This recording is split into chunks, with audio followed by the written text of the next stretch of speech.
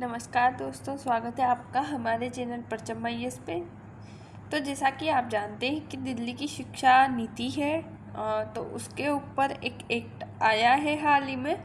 उसके अंतर्गत पेरेंट्स और स्कूलों के लिए जो है बहुत सारे नियम बताए गए हैं और उस बिल में जो है 7 खास बातें बताई गई है, जिनके थ्रू हमें देखने को मिला है कि पेरेंट्स और जो स्कूल के टीचर्स हैं उनके बीच कैसे संबंध रहेंगे और क्या इसमें कितनी पारदर्शिता रहेगी। इन सब के बारे में एक एक्ट जारी किया गया है, तो उसी के बारे में आज हम बात करने वाले हैं। तो दिल्ली स्कूल शिक्षा विधेयक 2025 की बात करें तो इसका उद्देश्य है कि निजी स्कूलों की मनमानी, फीस पर रोक लगाना और पारदर्शिता और जवाबदेही सुनिश्चित करना।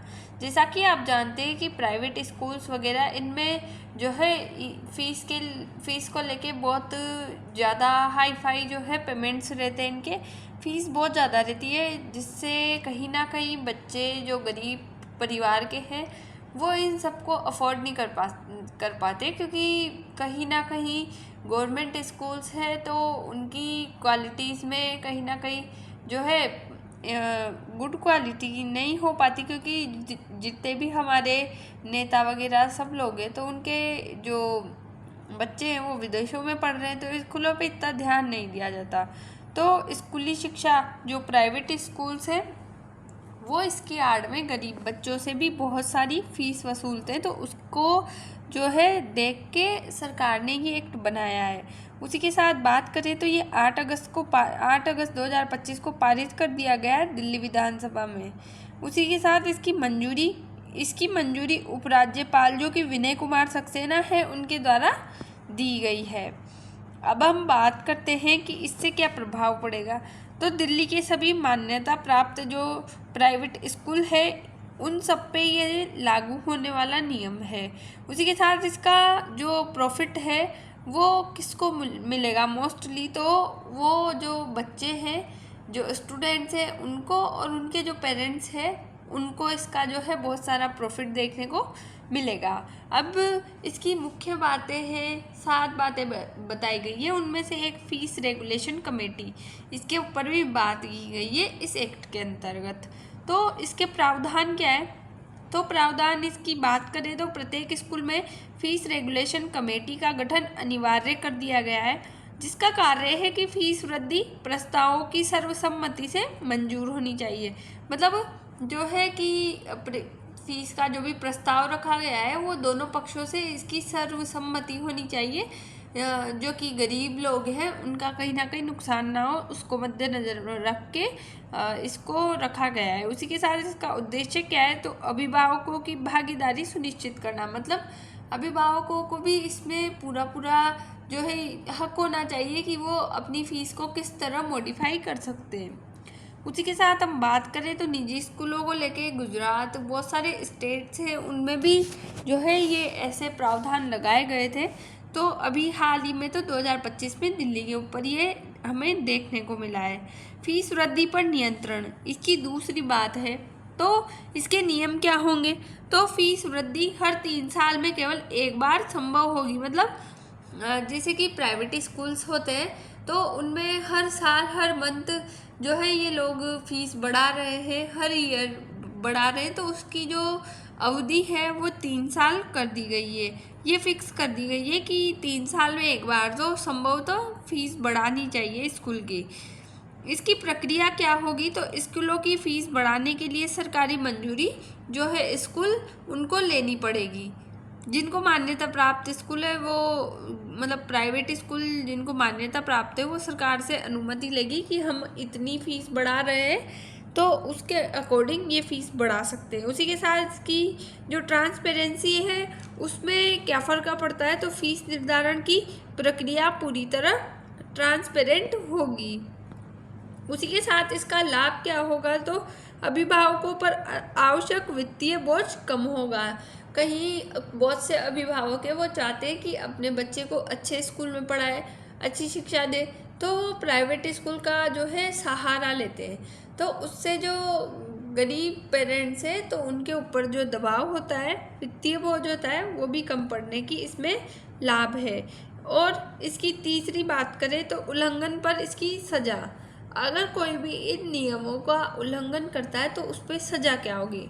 तो अगर कोई व्यक्ति पहली बार उल्लंघन करता है तो उसको 1 लाख से 5 लाख रुपए तक का जुर्माना भरना होगा। कोई स्कूल अगर इस चीज़ का उल्लंघन कर रहा है, इस नियम के अकॉर्डिंग नहीं चल रहा है, इसके विरुद्ध चल रहा है, तो उसे ये पे करना होगा। और उसके बाद अगर वो बार बार उल्लंघन कर रहा है तो 2 लाख से 10 लाख रुपए तक का उसे जुर्माना देना होगा। उसी के साथ अगर वो इन सब के बावजूद भी नहीं मान रहा और लगातार उल्लंघन किए जा रहा है तो स्कूल की मान्यता रद्द हो सकती है और इस पर जो है सरकारी अधिग्रहण किया जा सकता है स्कूल पर।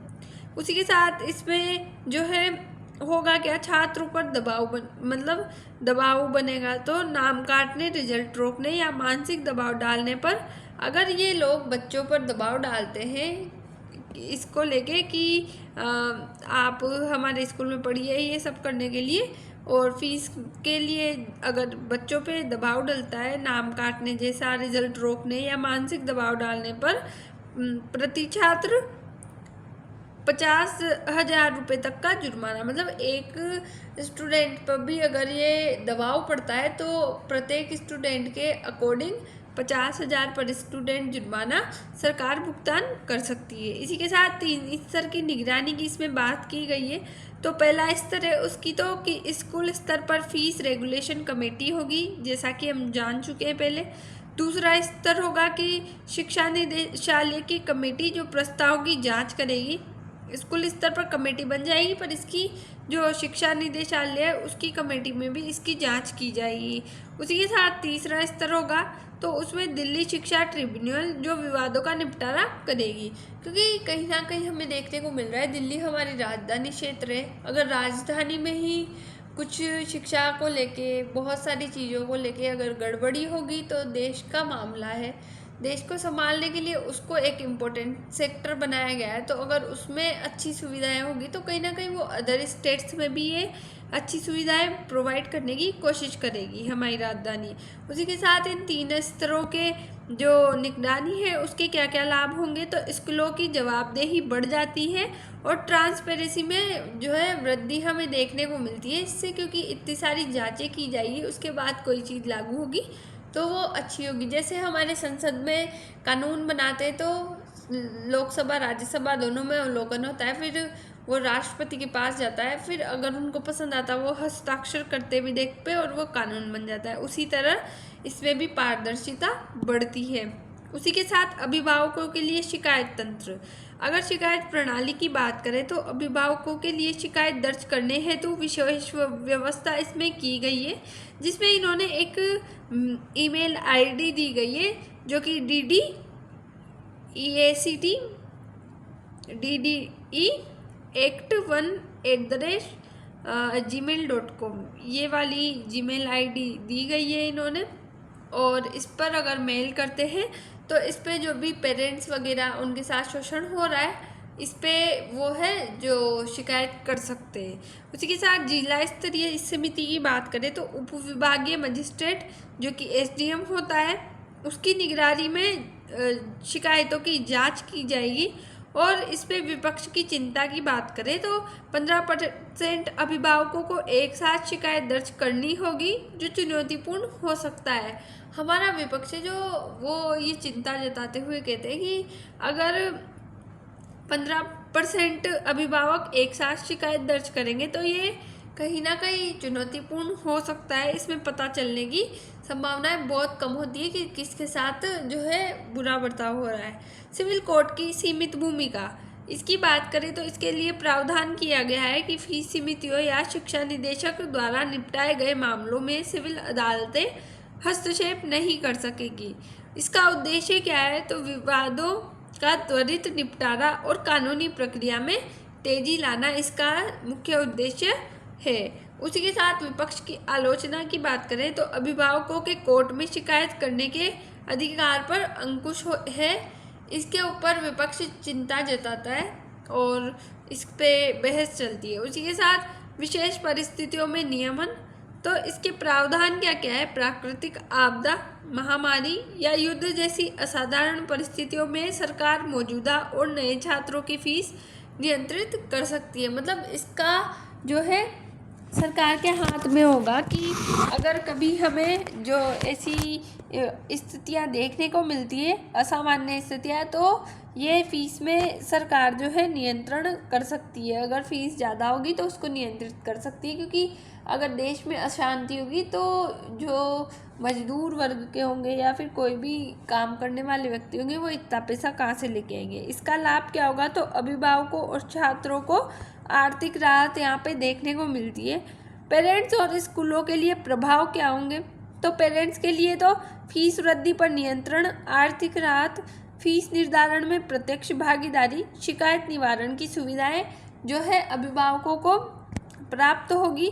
स्कूलों के इंडेक्स में बात करें तो सख्त नियमों का पालन करना प्राइवेट स्कूलों के लिए जो है अनिवार्य रूप से अनिवार्य है।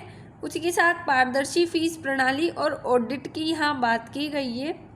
उल्लंघन पर कड़ी कार्रवाई होगी। और विपक्ष की चिंता की बात करें तो ऑडिट नियमों की कमी और स्कूलों में हॉकिंस। उसी के साथ हम हमारे निष्कर्ष पे पहुंचते हैं। तो इसके मुख्य प्रभाव हमें दिल्ली में निजी स्कूलों की मनमानी पर रोक, शिक्षा को अधिक किफ़ायती और पारदर्शी बनाने पर दिखाई दिए है। उसी के साथ अभिभावकों की राहत हमें देखने को मिली है कि फीस वृद्धि पर अगर नियंत्रण होगा, शिकायत तंत्र होगा और पारदर्शिता होगी तो अभिभावक कहीं ना कहीं अपने बच्चे को अच्छी शिक्षा देने के लिए कहीं ना कहीं से जो है एकदम स्वतंत्र रूप से वो कर सकते हैं बिना किसी अंकुश के। उसी के साथ स्कूलों पर क्या प्रभाव होगा इसका, तो सख्त नियम, जवाबदेही और संभावित मान्यता रद्द होने का स्कूलों को बहुत बड़ा जोखिम यहाँ देखने को मिलता है।